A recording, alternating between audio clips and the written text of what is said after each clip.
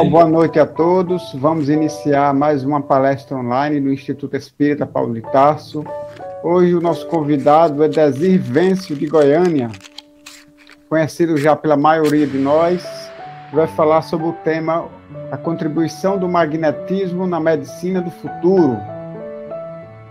Peço a todos que mantenham seus microfones desligados. Se quiserem fazer alguma pergunta ou comentário, use o chat.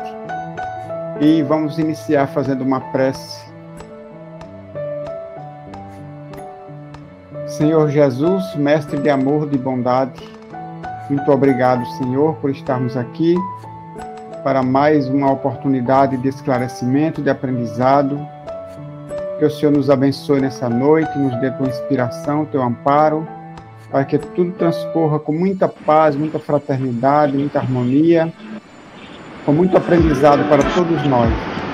Que o Senhor nos abençoe, ilumine e guarde a todos, especialmente nosso irmão palestrante, Desir, nos dando uma noite de muita paz. Que assim seja. Desir, meu amigo, agora é com você. Muito obrigado, Adilson, Tatiana, somente Tatiana pela paciência, coitada. Eu agradeço muito a oportunidade, a honra, né, de estar aqui com vocês, a convite do Adilson. Eu tenho um cordão umbilical extenso, né, ligado lá com o Paulo de Tarso, né? Então não posso desligar esse cordão. Nessa nossa conversa hoje, nós vamos conversar pela epigenética ou pela biologia, para a gente recordar algumas coisas da biologia que vão ser interessantes durante a nossa conversa. Primeiro, sabendo o que é uma célula eucarionte, aquela célula que tem um núcleo, que é cercada por uma membrana e que tem as organelas dentro desse citoplasma dessa célula. Aqui, nesse caso, a gente vê a membrana plasmática, ela tem duas camadas, uma interna e outra externa. Dentro dela, o citoplasma, as organelas e o núcleo estão esparramados dentro desse citoplasma. Então, nós temos o ribossoma, nós temos o complexo de Golgi, né, que todo mundo estudou na biologia, o retículo endoplasmático, a membrana plasmática, e principalmente as mitocôndrias, que o André Luiz falou sobre elas na década de 1940, através do Chico Xavier. Pode passar o seguinte. Dentro dessa membrana, ela tem uma camada interna e uma camada externa, né? E todas essas duas camadas são constituídas por proteínas inseridas, além de uma dupla camada lipídica, tem gordura nelas também, é lógico. E naqueles, como eu, mais gordinhos, tem muita gordura, além de carboidratos e esteroides. Dentro dessa membrana, atravessando essa membrana, num desenho elíptico, nós temos as chamadas proteínas intramembranosas. Isso aqui é uma descoberta recente da biologia, a coisa não é tão antiga assim, com microscopia eletrônica, etc. Seguinte.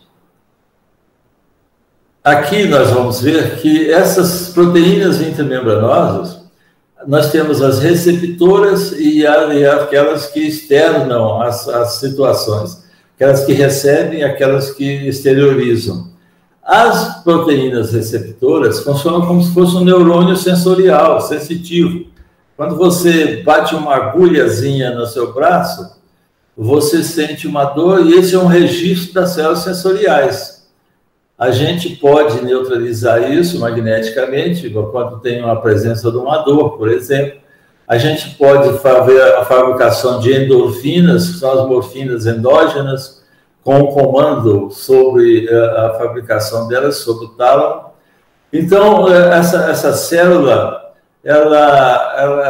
a proteína intramembranosa, elas conduzem, aqui a seta representando isso, conduzem através dos poros, dependendo do poro, do tamanho do poro que ela vai atravessar, são conduzidos por essas proteínas, mas algumas substâncias não ultrapassam. Por exemplo, quando você vai no glomérulo renal, né, o glomérulo renal, você vai ter que a albumina não consegue atravessar a porosidade. Aqui nessa célula é como se fosse um chip. elas estão preparadas, é um chip, sabe o que vai acontecer, o que vai passar, o que não vai passar, o que vai entrar e o que vai ser exteriorizado.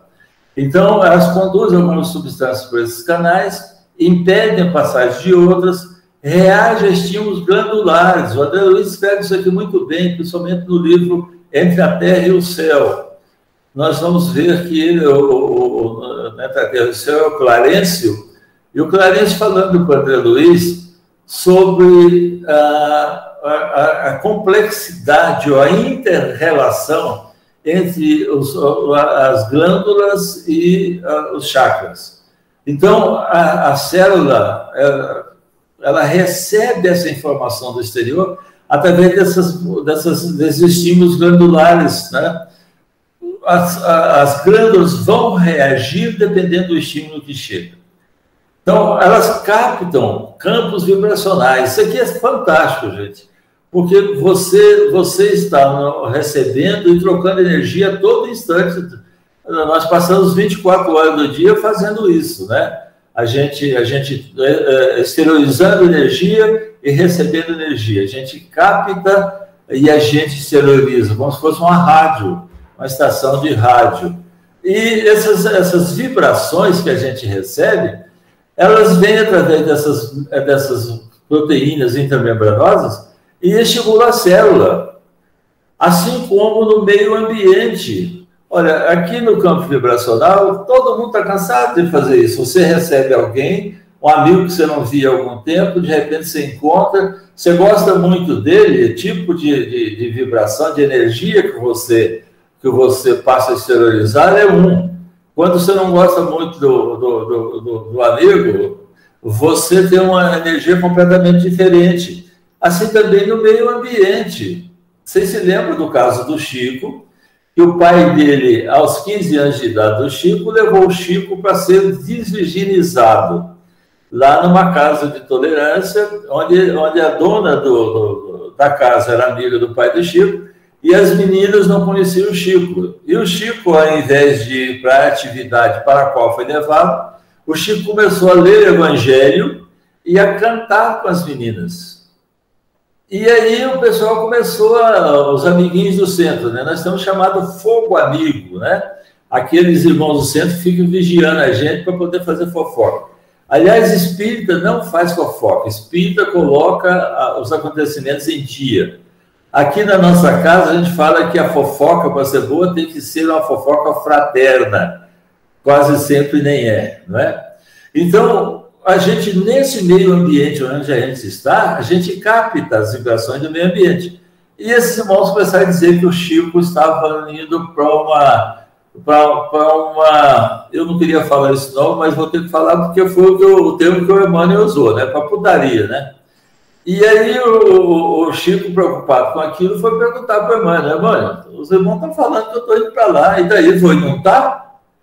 Aí eu falei, mas peraí. Ele falou, calma, Chico, eu estou falando que você está indo. O importante não é onde você está, é como você sai. Onde você vai e como você sai. E o Chico passou, né, então, a fazer esses cultos com essas meninas, né? Então, a gente, no nosso meio ambiente, a gente tem que saber onde é que a gente vai, né? Então, o meio ambiente que a gente vai frequentar. Porque aí vem muito espírita fanático também falar assim, não, dançar é coisa do capeta.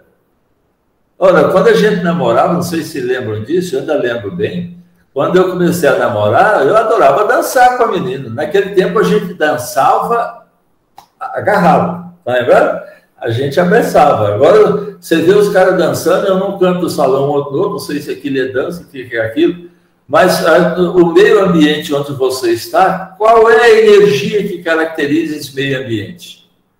E eu posso absorver essa energia ou não.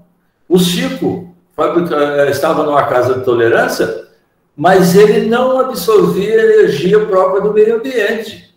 Ele simplesmente energizava o meio ambiente onde ele estava com energia amorosa. Era completamente diferente. Ah, mas eu não posso ir para o boteco com a minha mulher para a gente comer um torresminho e beber um guaraná? Você pode fazer o que você quiser. O Paulo fala isso. Tudo eu posso, mas nem tudo me convém. Agora, quando eu chego lá, eu estou absorvendo o meio ambiente, eu estou colaborando com a minha vibração para que esse meio ambiente se transforme. Então, essas células, essas proteínas também são sensíveis ao próprio pensamento. Então, você vê que perigo que é esse negócio de estar encarnado. Porque dependendo do que você exterioriza como energia, como pensamento, como onda, dependendo do comprimento de onda que você se põe em contato e afiniza com ela, sintoniza com ela, dependendo das energias do meio ambiente, que tem comprimento vibracional, tem comprimento de ondas também, que você vai sintonizar ou não, dependendo das vibrações com as quais você está sendo caracterizado, ou com aqueles com os quais você está relacionando, sejam encarnados ou desencarnados. Então, nós estamos em constante mutação. Agora, como é que nós vemos isso daqui? Aí já é diferente. Pode ir para o outro. Então, nós temos aqui, ó, corpo, perispírito e espírito. O que nós temos aqui é que o corpo recebe, não é? Ele recebe todas essas do exterior, ele capta isso através de sentidos físicos, ele passa isso para o perispírito transforma e adapta os impulsos físicos através dos centros de forças, enviando-os para o espírito. Onde é que o perispírito vai fazer essa digestão sobre esse metabolismo? Ali no duplo etérico. Depois vai para o corpo astral, corpo mental, chegando até o espírito. Então, o espírito recebe essa quantia energética do perispírito, armazena sob a forma de experiência e aprendizado. Aquilo que o espírito não quer guardar, quando chega ali no sistema nervoso, no cérebro, simplesmente, ó, larga disso. Ali no tálamo ele já despreza isso e não precisa ficar guardando como experiência lá no perispírito, no corpo mental. Alguns reflexos não precisam ir ao cérebro.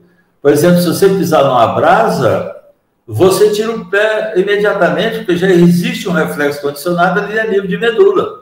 Então não precisa chegar lá no cérebro, não precisa ir lá no espírito, o espírito fala para você, ó, bobinho, tira o pé porque está queimando. A medula já dá essa ordem, é um reflexo, já é um condicionado. Então, esses impulsos energéticos do espírito, pela vontade do espírito, pelas percepções, pelos sentimentos, pelas emoções e pensamentos, ele manda isso de novo para o perispírito. E o perispírito manda isso através do corpo, né? Através do cérebro. E o cérebro é, portanto, aquele intérprete do corpo mental, da mente, do espírito. É evidente que a qualidade daquilo que você vai falar, essa qualidade normalmente ela é colocada, quando boa, lá no coração. Chega no timo, o timo, através desse percuito com o chakra cardíaco, com o coração, na verdade é o timo quem vai receber essa emoção, e o coração, e o chakra cardíaco, vai colocar a emoção, a qualidade que você quer colocar. Seguinte. Então, nós somos espíritos, nós não somos... Tem até um vídeo na internet, no Humor Espírita, entra lá e vê, nós é espírito, né? É o nome do vídeo. Nós somos espíritos, é experiência corporal. Quando o André Luiz falou isso aqui em 1940, falando sobre a mitocôndria, foi um desastre, porque a Associação Médica Brasileira queria prender o Chico, porque o Chico estava se metendo numa situação de médica e ele não era médico. Ele só não foi preso porque não era médico. E nem foi processado, porque a Associação Médica Espírita Brasileira queria processá-lo. Então, o espírito é a sede da saúde e da doença. Através do perispírito, ele manda esses impulsos para o corpo. Se for impulsos desequilibrados, assalto microbiano. Se for impulso equilibrado, saúde. E o Aniceto fala isso muito bem no livro Os Missionários, quando ele mostra para André Luiz uma turma no Rio de Janeiro, na rua, conversando amenidades, entre aspas, não tão boas, e essas amenidades não tão boas eram cercadas de nuvens de bactérias, de vírus e de larvas astrais, provocando essas doenças. Então, o André Luiz falou que a mitocôndria é um condensador. ele condensa energia para depois, em cada célula, no citoplasma de cada célula, para depois essa energia ser distribuída para o corpo onde houver necessidade. Se você armazenar energia equilibrada, saúde. Então, tem uma célula, um grupo de células, um órgão, um sistema que está adoentado, a energia boa armazenada aqui vai socorrer. O Sérgio Felipe fez um trabalho muito bom que está na internet, chamado de psiconeuroimunoendocrinologia. É um nome bem curtinho, você pode, quem não tem filho aí que não tem nome ainda, pode botar isso na menina, né? Psiconeuroimunoendocrinologia. E ele mostra que normalmente, a gente secreta, por energias boas armazenadas nas mitocôndrias, as células killer, células assassinas que matam todas as células cancerosas todos os dias no nosso corpo. Até que a gente desarmonize, desequilibre, aí aqui vai ser armazenada energia negativa, e essa energia negativa vai produzir doença onde for localizada, onde precisar, depende do seu desenho perispiritual. Seguinte. Então, o gene, só dando uma recordada aqui, às vezes vocês vão ficar, gente, mas quer confundir a cabeça. A intenção é justamente essa, tá? É confundir a cabeça todo mundo, como diz o Ivan, tem que estudar. Então, o gene em biologia é a unidade fundamental da hereditariedade. Cada gene é formado por uma sequência específica e ordenada de ácidos nucleicos, ADN e RNA, que codifica um produto funcional específico, isto é, uma proteína ou uma molécula, o ARN. Acreditava-se que o ser humano possuía aproximadamente 100 mil genes em seus 46 cromossomos. Porém, estudos atuais sobre o genoma identificaram 20 a 25 mil genes. A transmissão do gene a descendência de um organismo é a base da herança de traços fenótipos ou fenotípicos. Ou seja, o meu corpo vai ter o desenho que eu desejei lá sobre a orientação desses genes chegando à manifestação exteriorizada que é o fenótipo. Seguinte. Então, para que a gente quer conhecer genes? Qual a importância de conhecer genoma? A gente está vendo aí todo dia na medicina o pessoal ganhando prêmio Nobel quando fez o genoma de cada espécie. Então, conhecer os conjuntos de genes dos seres vivos ajuda no tratamento de doenças. Nós temos algumas famílias que trazem uma alteração genética de um determinado gene que caracteriza, por exemplo, o câncer em todos os membros da família. Eu tive aqui uma família, todos estavam morrendo de câncer. Então, o genoma é sequência completa de DNA, ácido desoxirribonucleico, de um organismo, ou seja, o conjunto de todos os genes de um ser vivo. Estudar o genoma é como estudar a anatomia molecular de uma espécie. É você pegar a célula e dissecar. Vocês estão vendo aqui, diante da cientista, aqui o desenho do cromossomo sendo dissecado. E aí você vai ter, hoje, para fazer o transplante renal, a gente faz justamente o DNA do doador, do receptor, o Ivan, do tempo que o Ivan fez, a gente fazia só o crossmatch, né? E às vezes até alguns outros exames de DNA, mas hoje a gente faz o DNA. Então, teste genético. Nós temos hoje testes genéticos que analisam o genoma de um indivíduo.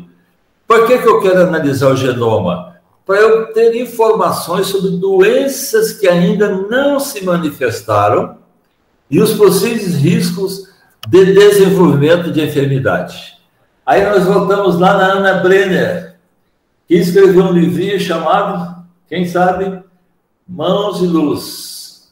E ela é capaz de enxergar 7 camadas energéticas. O marido da mulher dessa, ele sofre, não é? Porque se ele no trânsito olhar de lado para uma menina bonita, quando ele chegar em casa, a mulher percebe. Então, desse modo, conhecer os genes ajuda no diagnóstico e também na identificação da predisposição genética para certos problemas. Nós vamos caminhar, gente, nesse sentido da medicina. Por enquanto, nós estamos na medicina orgânica. Mas na medicina espiritual, nós vamos caminhar principalmente para a dupla vista, onde o doutor, o encarnado, olhando para o paciente, ele desseca as suas células.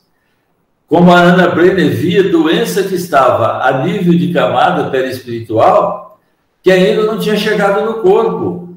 Nós vamos chegar lá? Vamos, daqui um pouquinho nós vamos falar sobre isso. Seguinte.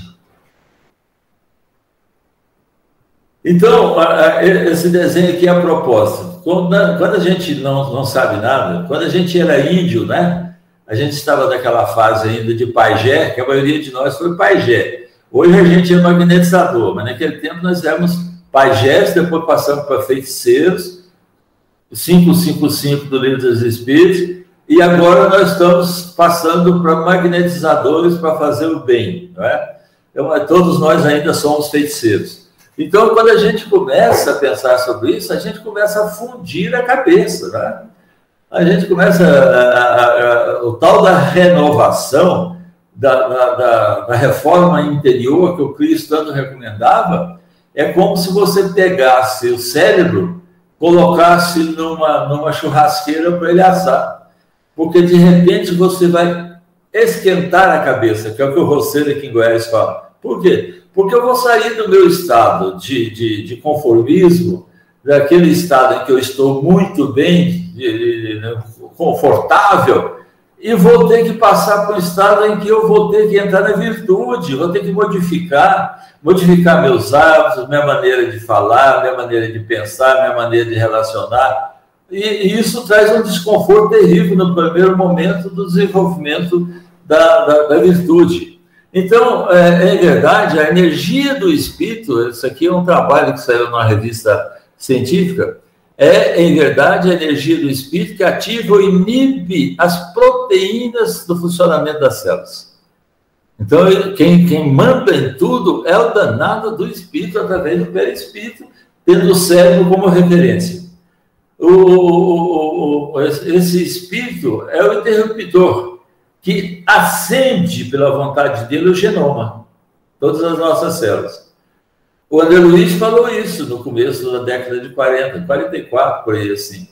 Então, a medicina não entendeu nada disso.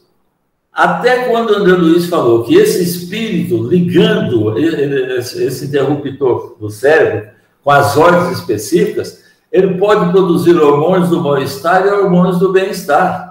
Quando André Luiz falou sobre a melatonina, o hormônio do sono, quando ele falou sobre a serotonina, o hormônio na qual a diminuição dele provoca depressão, a medicina não sabia disso, porque isso foi na década de 40, nós só fomos dosar a serotonina aqui em Goiânia na década de 80, porque isso era dosado primeiro nos Estados Unidos, gastava 10 anos para chegar em São Paulo, 10 anos para chegar nas outras regiões. Hoje, isso é tudo online. Então, essa força pode...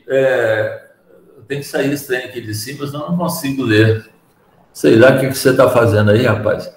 Então, essa força pode se irradiar a distâncias incomensuráveis.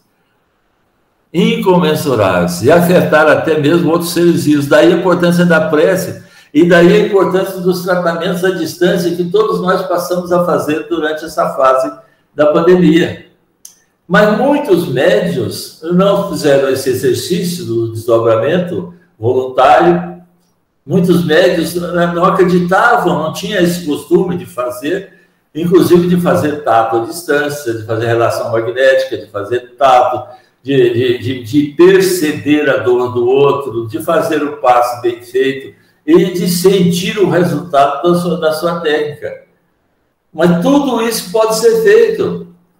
O Barão de Putê tinha uma técnica muito interessante. Quando alguém vinha pedir o tratamento, e esse alguém não podia ir aonde ele estava presencialmente, ele ensinava a pessoa que ia lá pedir para chegar em casa e fazer a técnica do passe.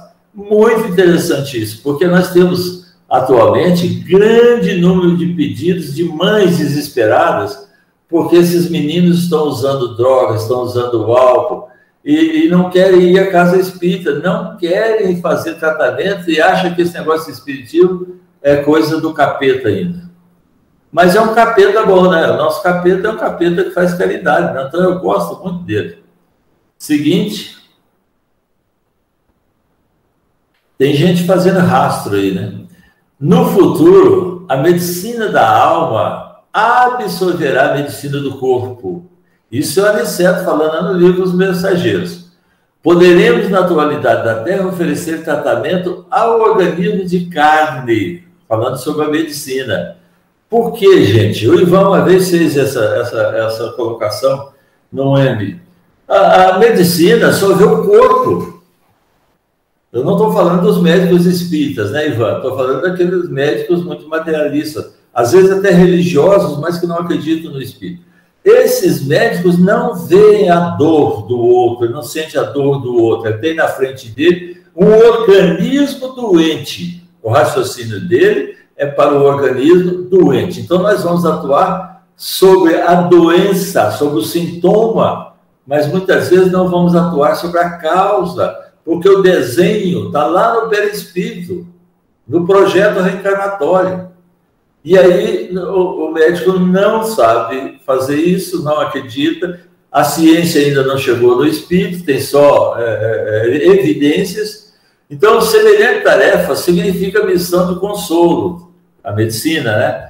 Da instrução e de alívio, mas no que concerne a cura real, significando que ali nós estamos fazendo uma cura aparente, somos forçados a reconhecer que esta pertence exclusivamente ao homem espírito. Olha, gente, eu não estou com vontade de morrer, né? Eu sei que vou, né? Lógico, mas eu vivo sempre adiante, estou fazendo compromisso com os espíritos. Eu não tinha como fazer compromisso, porque eu já tinha formado os filhos, agora estou formando os netos, daqui a um dia tem os bisnetos. Então, eu não tenho como mais fazer aquele trato com Deus. Ó, você me deixa encarnado aqui até eu formar os bisnetos. Eu estou tentando fazer, mas não respondeu ainda. Então, o trato que eu fiz com ele recente é o seguinte: eu estou passando toda a obra de André Luiz para PowerPoint. Então, já estou no 7º livro. Então, significa o quê? Olha, você não me deixa desencarnar, principalmente nessa pandemia, porque eu tenho muitos livros ainda para poder passar para PowerPoint, né? Então, eu estou fazendo a minha parte e propus para ele. Ele não me respondeu nada por enquanto, né? Nenhuma mensagem. Seguinte. Então, nós temos aqui esse nosso irmão, o August Ruska. Ele inventou, é um alemão que inventou o microscópio eletrônico. Gente, quando surgiu a microscopia eletrônica, foi no ano de 1986, isso para nós era assim um negócio dentro da medicina, assim, que a gente não é capaz de mensurar o progresso que foi isso. A gente fazia uma biópsia renal aqui em Goiás, eu tinha que mandar para o Saldanha, em São Paulo, porque só tinha microscopia eletrônica lá em São Paulo. Essa minha peça, essa minha biópsia, ela tinha que entrar numa fila. Por quê? Porque tinha que pegar o avião aqui no dia marcado, chegar lá no hospital até 3 horas depois de despachado, senão perdia tudo. Aí vocês imaginam como foi isso? Uma sequência de feitos de elétrons que atravessa o material, aqueles cortes bem fininhos que você leva o micrótomo e corta, e esse aumento de até 500 mil vezes, você via uma célulazinha, você imagina aquela célula do microscópio comum, aquela estrutura sendo aumentada 500 mil vezes, essa microscopia eletrônica. Bom, mas se a medicina já chegou aí, significa o quê? Que alguém viu esse processo na pátria espiritual. Por quê? Porque nós somos cópias do que acontece na pátria espiritual. Então, esse nosso irmão, num desdobramento dele, ele foi na pátria espiritual, num estudo dentro de um hospital espiritual, percebeu esse microscópio eletrônico e ele chamou os caras e falou: vocês vão me ensinar a fazer isso. Eu vou lá para a Terra e lá eu volto aqui, todo dia, toda noite, desdobrado, vocês me ensinam e eu faço o aparelho lá. E ele fez esse aparelho. Coisa fantástica. Seguinte. Então, aqui nós já começamos a perceber algumas nuances já dentro do espiritismo. nós começamos a fazer alguns processos de materialização, principalmente o Chico Xavier, lá em Uberaba, o Peixotinho, que é esse médium do endectoplasma, que está aqui, lá em Garatinga, lá no Padre Isabel, em Araguari, e lá no Irmã Sheila, em Belo Horizonte, no grupo da Oscar. Então, esses espíritos materializavam, tinham fenômenos fantásticos, porque o André Luiz foi um dos espíritos que você materializou lá no Sheila. E o pessoal tinha uma flâmula da instituição, do grupo Irmã Sheila. Eles chegaram e deram de presente para o André Luiz, materializado, uma flâmula materializada, né, condensada. E o André Luiz falou, tá bom, eu vou levar para o nosso lar. Eles ouviram um estouro e a flâmula sumiu. Passado algum tempo, o André Luiz materializou de novo, eles ouviram outro estouro e a flâmula apareceu, agora com as assinaturas daqueles espíritos mais conhecidos. Alexandre, Aniceto, o Calderaro, etc. Esse pessoal que mais trabalha, o Rúbio, Clarencio, etc. Então, eu assisti muitas das reuniões, porque eu gostava de assistir isso para conversar com esses espíritos materializados. Eu só não fui em Caratinga. Esse aqui era um tipo de materialização luminosa, em que o médium exterioriza o seu ectoplasma, esse ectoplasma tem cheiro, tem odor, você pode pegar, ou pela boca, ou pelo nariz, ou pelos ouvidos. Normalmente por uma dessas cavidades da cabeça. Esse ectoplasma é usado para o espírito, que faz um teletransporte, né?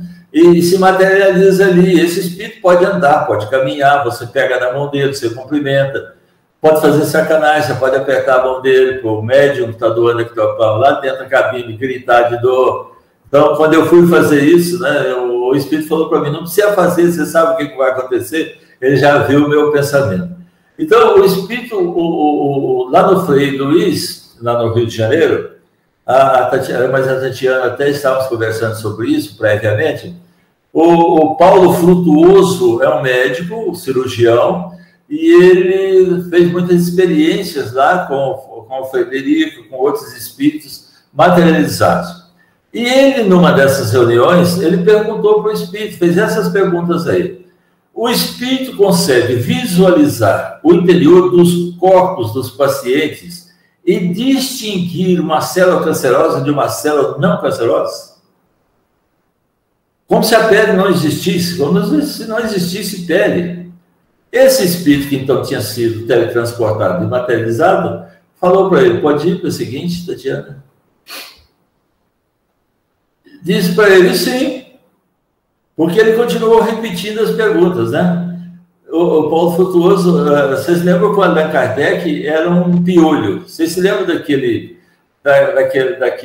personagens do Didi? Que ele ficava xingando alguém e esse alguém batendo nele. Quando ele não conseguia mais levantar, o cara falou, fala alguma coisa. Como ele chamava o cara de piolho, o cara batia nele, ele pegou os dois dedos e fez assim, vocês já mataram piolho? Hoje o pessoal quase não conhece piolho, mas no meu tempo de menino tinha piolho demais. Aí, quando ele fez assim, o cara deu outro cacete nele. Então, o André Luiz e o Allan Kardec são dois piores. Quando você acha que eles vão ficar satisfeitos com a resposta, você faz outra pergunta. E o Paulo Frutuoso fez outra. Você pode distinguir nitidamente. Ele não ficou feliz só com a pergunta, não. Ele botou nitidamente agora. Uma célula enferma, pelo seu padrão vibratório e pela sua coloração, diferente das células normais, dentre outras características, a Ana Brenner viu isso aqui na camada perispiritual. Ela via a lesão existente no perispírito que ainda não havia chegado no corpo. Mas os espíritos podem ver isso. Você consegue captar com a visão microscópica as organelas dentro das células? E a resposta do espírito foi simplesmente seca. Sim, eu posso. Olha, gente, hoje nós temos no Brasil já várias pessoas já exercitando ou já tendo a chamada dupla vista. Aqui na nossa casa do dia apareceu uma moça, 17 anos, universitária, que ela olhava para a pessoa e ela via a pessoa por dentro.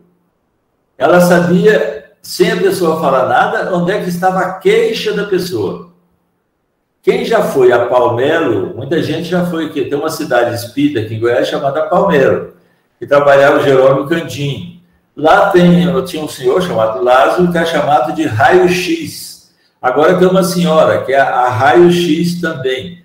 Ela olha para a pessoa, ela faz o diagnóstico da patologia, do órgão que está doente, o que está sofrendo.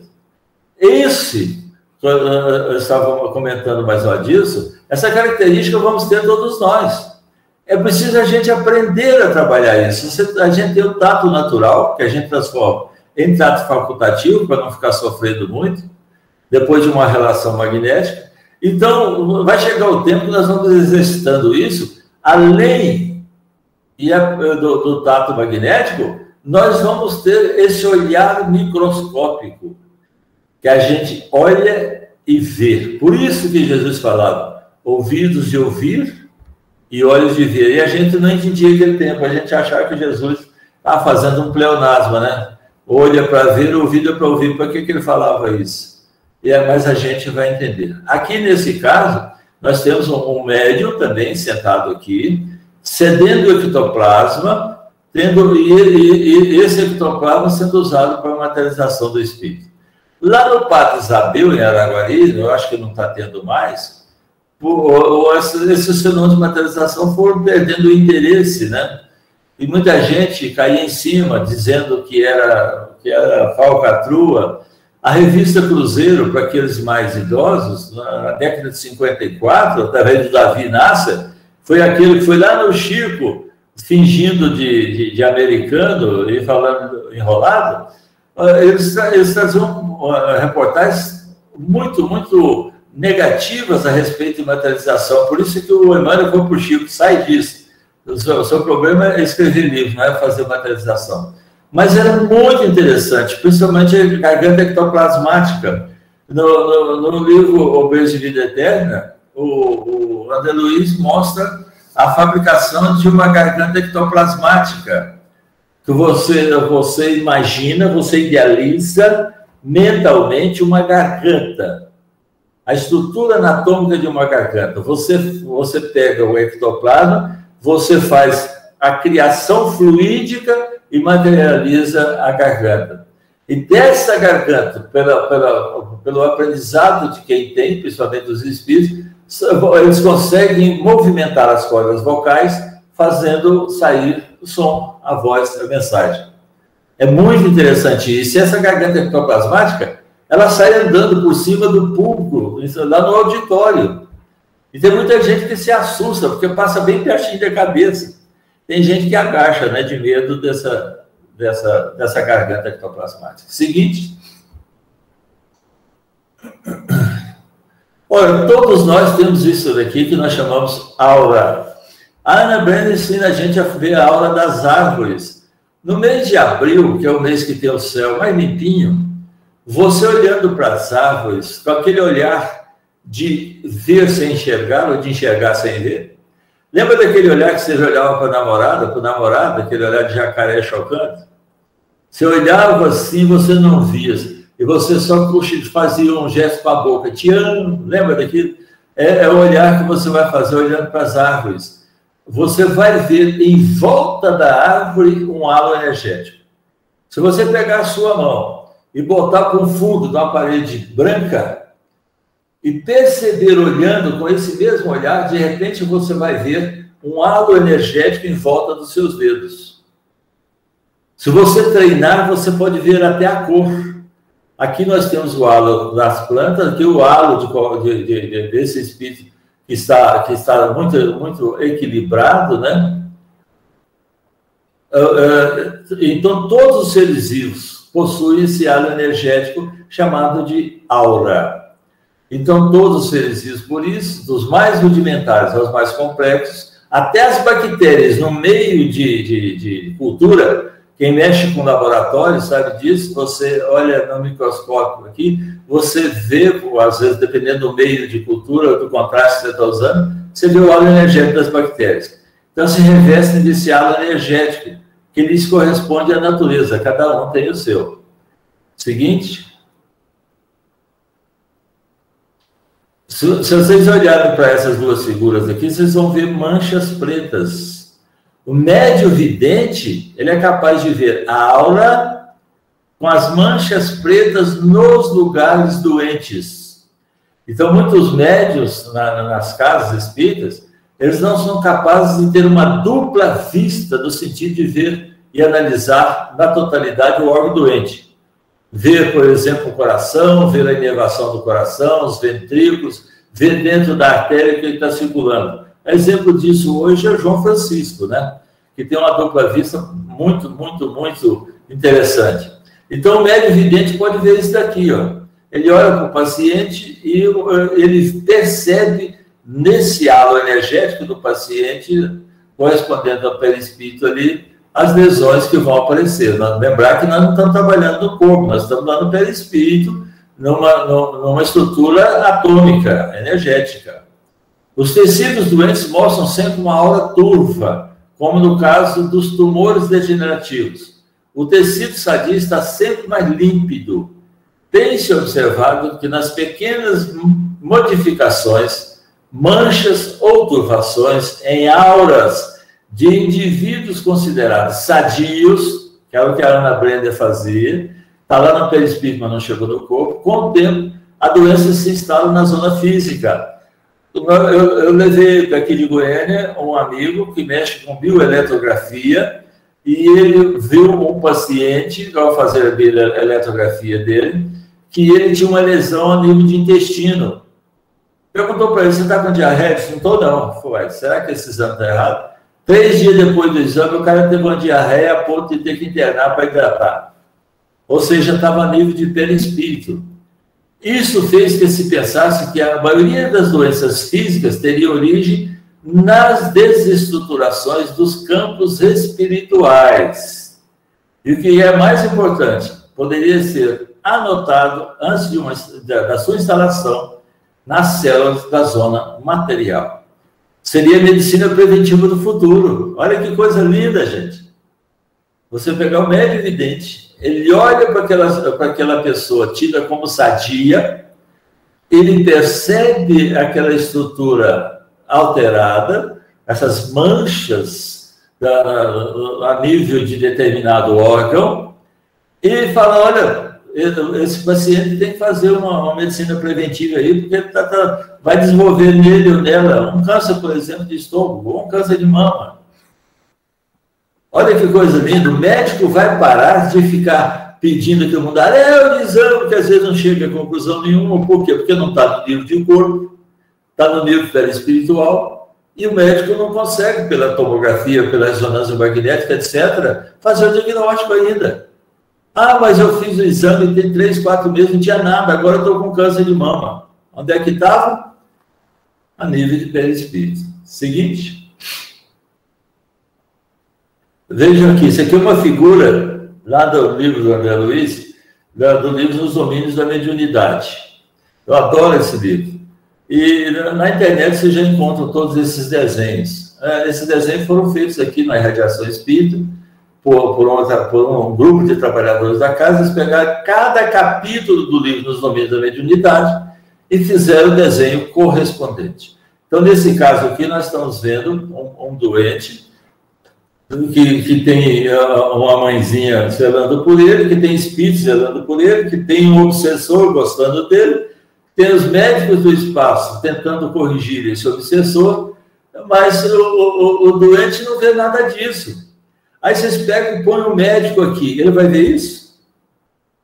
Só se ele for espírita, só se ele for vidente. Mas ele não vai ver. Olha, o paciente começa a conversar com esse espírito, e ele vai falar, não, tem que internar no sanatório, porque esse cara está doido. Quando, na verdade, é um processo que nós sabemos, que nós conhecemos bem. Então, quais são as percepções futuristas da medicina do porvir? Essa é a nossa contribuição como magnetizadores. Seguinte. Olha só. Nós vamos ter a chamada visão microscópica e ultramicroscópica. Olha, gente. Não é só microscópica, não. É microscopia eletrônica. Nós vamos desenvolver isso. Nós vamos ficar encarnados daqui a alguns séculos aqueles que continuarem como médicos ou como magnetizadores, nós vamos ter essa visão, nós vamos olhar para o paciente, nós vamos olhar dentro da célula dele, nós vamos olhar na mitocôndria dele, que é essa daqui, na mitocôndria, e nós vamos perceber dentro dessa mitocôndria a característica da energia armazenada. É mole? Vocês imaginam o cirurgião hiperfísico do futuro? O que nós já podemos fazer dentro do magnetismo? Eu tenho uma mama doente, ou um estômago doente, uma próstata doente com câncer. Eu posso encapsular esse câncer, fabricar um eletrocautério magnético, entrar nessa cápsula, queimar todas as células cancerosas dentro dessa cápsula, ou uma porção delas. Posso implantar, fabricar uma cápsula radiativa, implantar ali dentro, para ir queimando essas células que sobraram. Em volta dessa cápsula, que englobou ou o tumor ou as metástases, eu posso fabricar uma cureta magnética e curetar em volta dessa cápsula, porque pode ter sobrado algumas ramificações metatáxicas desse tumor. E eu, com a cureta, eu tiro tudo isso. Tudo isso nós já fazemos magneticamente. Mas nós não somos ainda capazes de enxergar essa estrutura sendo tratada. Nós vamos chegar lá. Nós vamos olhar para a estrutura, vamos ver a mitocôndria e falar, olha, a energia que está armazenada dentro dessa mitocôndria aí, pelas preces que estão sendo feitas, pela intercessão espiritual, os familiares e amigos que gostam desse ou dessa paciente, a energia está uma energia harmonizada, boa, curativa. Nós vamos pegar essa energia e usar no tratamento. Nós vamos desmaterializar um tumor. Eu posso fazer isso. Então, um tumor na mama, eu posso encapsular esse tumor e dar um comando mental para que esse tumor seja desmaterializado. Assim como eu posso substituir uma mama doente por uma mama sadia. Cristo, quando fazia o tratamento dos leprosos, ele usava, quando precisasse, né? Ele usava o ectoplasma dos seus trabalhadores, dos seus apóstolos, e ele substituía, por um efeito físico, um comando mental, a criação fluídica, a pele doente do leproso e colocava uma pele sadia. Quem assistiu o filme Ben-Hur, os mais antigos aí, lembra desse filme, né? Se lembram desse fenômeno com a mãe do Ben-Hur. Eu já posso fazer uma anestesia mediúnica. A medicina chinesa usa muito isso daqui.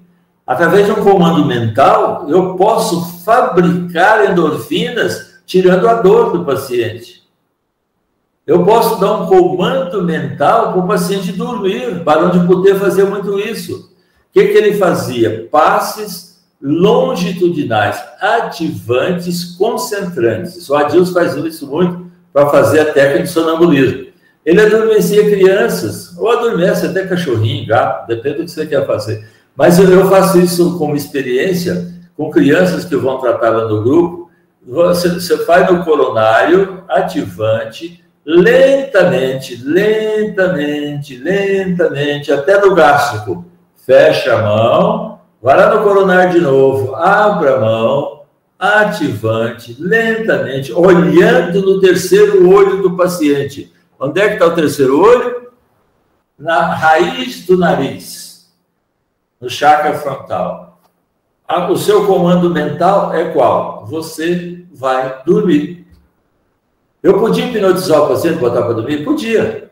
Mas eu não quero fazer uma técnica hipnótica lá e nem vou fazer um comando mental que ele possa ouvir e que possa sugerir para os médicos que estão trabalhando, que às vezes algum vai dormir lá. Aí você faz essa técnica do Barão de Poder.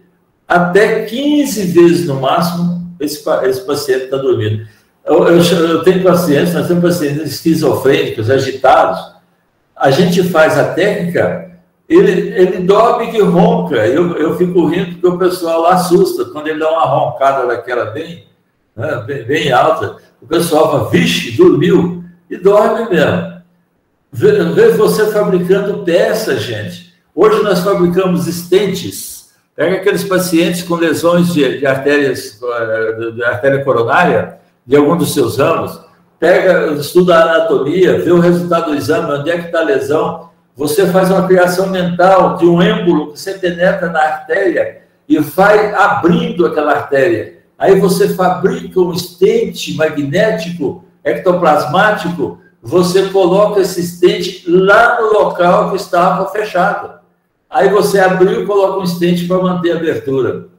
Eu posso fabricar um estômago novo? Posso. A mama nova? Posso. O problema é que a gente não treina isso. A gente precisa treinar isso. Aí a terapia, ainda por radiações hiperfísicas. Nós já fazemos isso com os tratamentos à distância, não é? Nós fazemos com bons resultados. Seguinte, Tatiana.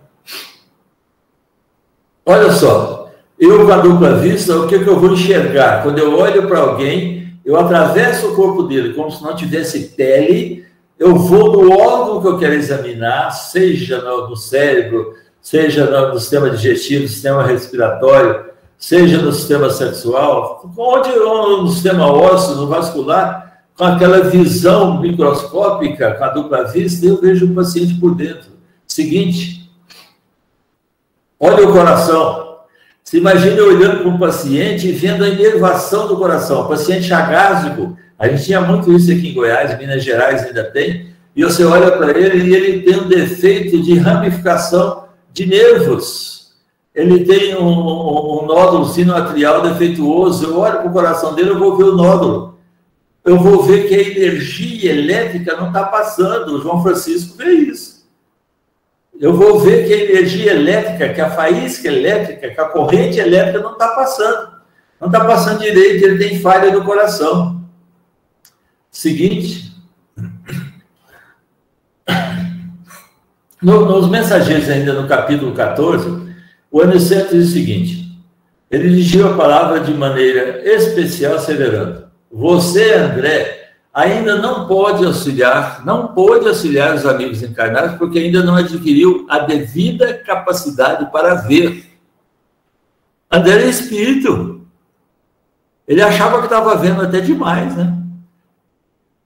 Tem médium aqui no Ramatiz que vê até fuxico de vizinho.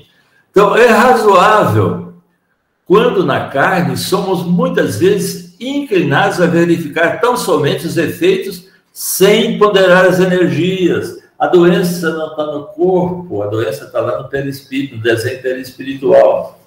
No mendigo vemos apenas misérias, no enfermo somente a ruína física. Faça indispensável identificar as causas. O que ele fez, então? Ele mandou o André e o Vicente, que são os dois que participam todo o enredo do livro Os Mensageiros, para o gabinete magnético de as percepções, de auxílio às percepções, que fica junto do Centro dos Mensageiros, lá no Ministério da Comunicação. Então, ali tem um departamento para fazer o tratamento desse sistema todo cerebral, para que aquele que seja preparado consiga ver, a chamada clarividência. Eu, como médium, antes de reencarnar, eu posso ter sido preparado lá. O João, com certeza, foi. Esse pessoal que enxerga muito aí, foi preparado lá para aumentar a possibilidade de visão. Alguns de nós, como esse bobinho aqui, de vez em quando recebe a informação. Tem um espírito aí, assim, assado, mas não consegue ver com nitidez, a não ser que o espírito seja materializado, né? E também não, né? Mas eu posso fazer esse exercício? Posso. Eu posso pedir à espiritualidade que no meu desdobramento normal do sono, que eu vá para esse ministério, ou para um outro qualquer, do Ministério de Auxílio Magnético às Percepções, receber um tratamento para, nos meus trabalhos espiritistas, eu enxergar melhor, ou ver melhor, ou fazer melhor. Posso fazer esse treinamento? Posso. Posso pedir? Posso. Toma cuidado de pedir. Vocês se lembram que o Jacó pediu para entender a depressão e viu o que aconteceu com ele. Então, saiba pedir. Esclarece bem direitinho, né, para os espíritos o que é que você quer. Porque o espírito é muito fofoqueiro. Então, você tem que esclarecer para ele bem direitinho, para ele não fazer, não te dar a obrigação demais. Seguinte. Roguem a Deus, isso aqui é a recomendação do Aniceto para os dois. Depois que eles iam desenvolver a clarividência. Roguem a Deus, lhes permita a dilatação do poder visual. Compenetrem-se da grandeza desse dom sublime. Você vai pedir, eles vão dar, o seu compromisso é dobrado. Então, quando o Cristo falou, se permaneceres nos meus ensinamentos, conhecereis a verdade vos libertará. Quando a gente tem a liberdade do conhecimento, tem a responsabilidade de ter o conhecimento. E, sobretudo, enviem à majestade eterna um pensamento de consagração ao seu amor e aos seus serviços divinos. Não desejem induzi-los às atitudes de fanatismo sem consciência. É preciso ter responsabilidade. Por quê e para que Deus está me dando essa oportunidade de mediunidade? Ou essa oportunidade de uma propriedade anímica? Isso não vem à toa, gente. Tem responsabilidade em cima disso. Não podemos abusar da oração. Aqui, segundo as antigas viciações do sentimento terrestre, no círculo carnal, costumamos utilizá-la em obediência a delituosos caprichos, suplicando facilidades que surgiriam em detrimento de nossa própria iluminação. Nas nossas preces, dificilmente a gente agradece, né? A gente só fica pedindo. Seguinte. Então, o Aniceto fala para eles, olha, aqui, bem jocosamente, né? Jocosamente, toda a nossa bagagem é do coração. Na terra, malas, bolsas, embrulhos, mas agora devemos conduzir propósitos, energias, conhecimentos e, acima de tudo, disposição sincera de servir. É para isso que nós estamos aqui. É preciso nós nos autoanalisarmos. A minha disposição, como é que ela está? Seguinte, aqui estão as recomendações do médico das almas, para todos nós. Perdoar 70 vezes 7, oferecer a outra face, reconciliar-se com o inimigo. Bem-aventurados os simples, aprendei de mim que sou manso e humilde de coração. Entrar pela porta estreita, acumular tesouros no céu, amar a Deus sobre todas as coisas e ao próximo como a si mesmo. Com essa receita, nós podemos trazer doenças programadas do plano espiritual? Sim, mas nós vamos entender a doença como uma mensagem. Daí a gente entender a doença como uma companheira e não como uma punição. Porque seria uma autopunição e não uma externa punição. Mas tem muita gente que põe a culpa em Deus. Estou sofrendo porque Deus quer. Seguinte. Acabou. Acabou. Agora vamos abrir, né, para o pessoal corrigir o que eu falei, que eles não concordam. Amigo Dezir, parabéns pela esclarecedora palestra. Pessoal, se alguém quiser fazer alguma pergunta, algum comentário dentro do tema que Dezir apresentou, escreva aí no chat que a gente passa para ele. Enquanto o pessoal faz isso, Dezir, eu tenho uma pergunta para você. Sim. No último século, a medicina ela evoluiu bastante, teve um progresso bem interessante e continua a progredir dentro de vários aspectos aí que você falou. Porém, ainda mantendo-se dentro do paradigma materialista, que só visa o corpo físico. O que aconteceria se a medicina teimar por muito tempo em se manter apenas dentro do paradigma materialista? Olha, na verdade, Adilson, você sabe disso aí, no próprio público, no próprio trabalhador, no público trabalhador da casa aí do Paulo de Tarso.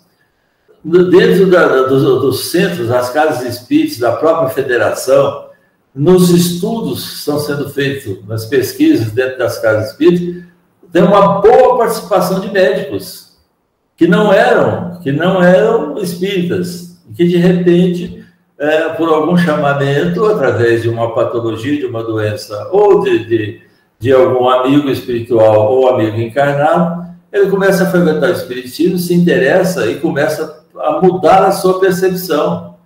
Nós temos muitos médicos espíritas aqui. Na nossa casa, nós temos mais de 20 médicos espíritas frequentando a casa.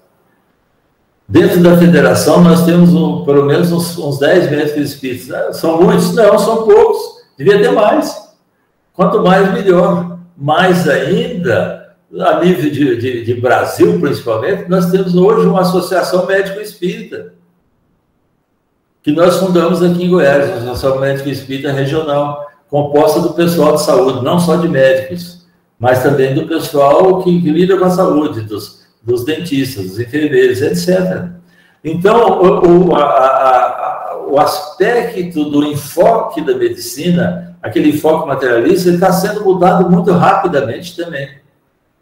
Nós temos artigos, olha, eu fiz um levantamento sobre estudo da espiritualidade nas universidades do mundo. Por quê? Porque eu queria fundar a Liga Acadêmica Espírita da Faculdade de Medicina. Então, eu fiz um estudo, fiz um levantamento através da internet. É enorme o número de universidades que estão estudando espiritualismo, mas alguns estão estudando espiritismo. Tem algumas, inclusive, com matéria opcional. Nós já temos faculdade espírita no Paraná, por exemplo, Curitiba, nós temos uma faculdade espírita. Mas você ir lá fazer curso, você tem que ficar morando 1 ano lá. Aí é só para a Dilson que tem dinheiro sobrando, né? Quem que vai ficar 1 ano em Curitiba lá para ficar estudando? Então, hoje, eu fico alegre, gente, porque quase todas as universidades, evidente que eu vi até na Rússia, tem também estudo da parapsicologia, se interessando pelo fenômeno da saúde. Então, o enfoque materialista está sendo mudado rapidamente. E daqui a algum tempo, é pena que a gente vai reencarnar daqui a 100 anos de novo, e aí a gente já perdeu esse enfoque da evolução desse paradigma materialista. Mas do paradigma de conhecimento espírita, eu sou testemunha disso, eu já estou com alguns aninhos. Quando eu comecei medicina, a gente tinha uma revista só da Associação Médica Espírita. Hoje, cada especialidade tem várias revistas, em dólar. Tem revista por $7.000 por ano. Quer dizer, é para pouca gente, né? Então, esse paradigma está sendo mudado. Olha os vistos, graças a Deus. Eu entendo que essas mudanças elas estão vindo, e acredito que elas virão, a gente querendo ou não, elas virão. O que a gente espera é que a mudança que está ocorrendo nos médicos ocorra na medicina, na prática médica, né? Que a prática médica, apesar dos médicos espiritualistas, a prática continua sendo materialista. Que essa seja modificada. Isso. Apesar de que já existem hospitais nos Estados Unidos e na Europa, não sei se no Brasil já existe, onde já se utiliza a dupla vista e a clarividência como forma de diagnóstico. Além dos exames tradicionais, se utiliza a clarividência como uma forma de diagnóstico. Isso já existe, mas não é nos hospitais espíritas, é nos hospitais não espíritas, que essa modificação já existe. E não sei se há no Brasil, há na Europa. Nós temos alguns hospitais espíritas, o André Luiz na Belo Horizonte, Casa de Eurípides aqui, o Batuíra, e os médicos não trabalham muito a mediunidade aí. Ou o animismo, né? Porque dupla vista não é a mediunidade, né? É anímico. Isso. O que é até mais fácil de desenvolver, né? Porque a mediunidade se depende dos espíritos, e a dupla vista se depende só de si mesmo. Exatamente. Amigo Desir, não há nenhuma pergunta aqui no chat, acho que o pessoal entendeu tudo e um pouco mais, porque ninguém quer fazer nenhuma pergunta.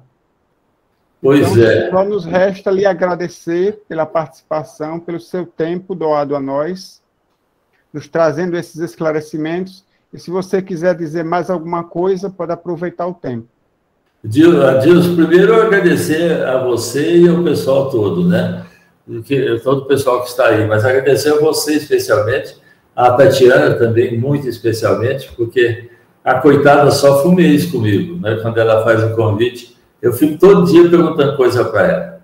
Eu quero agradecer penhoradamente, de todo o coração, e dizer que com muita alegria eu participo dessas reuniões, sempre que vocês me convidarem. Eu estou olhando o Ivan aí, o Ivan nunca me convidou para fazer coisa nenhuma na cidade dele. Até o Carlos Alberto me convidou para fazer lá em Lauro de Freitas. Eu fiz um estudo lá esses dias, mas o Ivan, ele não gosta muito de mim, não. Então, eu queria dizer que eu amo muito vocês, que eu devo muito a vocês, principalmente a você, Adilson, ao Paulo de Tarso, que eu tive o prazer de ir lá pessoalmente fazer um seminário que me engrandeceu muito, muito, muito, muito. Mas agora, gente, com a diminuição dessa pandemia, nós vamos voltar a nos abraçar, que coisa que a gente sentia saudade, coração para coração, energia permutada, amorosa, e fazer essas palestras pessoalmente. Ah, que coisa linda! Visitar o Ivan lá na cidade dele, está conhecendo o ladrão que roubou o sangue dele lá agora, e poder abraçar todos vocês. Muito obrigado. Que Jesus nos abençoe a todos. Que nós tomemos cuidado ainda, gente. A coisa não acabou. É preciso mantermos a vigilância. Muito obrigado, Adilson. Muito obrigado a todos vocês. Que agora, Deus abençoe a todos. Você se diz velho, mas cada vez que eu reencontro com você, eu vejo você mais jovem. Parece que você está regredindo na idade. Estou regredindo no tamanho. Eu fui medir esses dias e tinha diminuído um centímetro. Porque para com isso. Desi, obrigada, viu? Suas palavras são sempre muito enriquecedoras. Vamos então, pessoal, fazer a nossa prece para agradecer esses momentos que tivemos. Vamos. Deus, Pai de amor e bondade infinita, nós te agradecemos, Senhor, por mais essa oportunidade que tivemos de aprender mais sobre o magnetismo. Que possamos, Senhor, a cada dia, com esses ensinamentos, melhorarmos os nossos trabalhos na nossa casa espírita, nos aprimorando, sempre estudando cada vez mais para que esse avanço do magnetismo cada vez mais ajude na cura das doenças, né? No auxílio da cura das doenças. Que possamos também, enquanto seres humanos, evoluirmos para aceitarmos melhor esse trabalho da espiritualidade, a religiosidade, e sabermos que, colocando em prática esses ensinamentos de que somos espíritos eternos e que não é só o corpo físico que nós temos que tratar. Que possamos ser a exemplo de Jesus, instrumentos da paz, do amor, da bondade, onde quer que a gente vá. Doando os nossos melhores fluidos, os nossos melhores pensamentos, os nossos melhores sentimentos, palavras e ações. Que tu nos abençoe, Senhor, hoje, amanhã e sempre, que assim seja.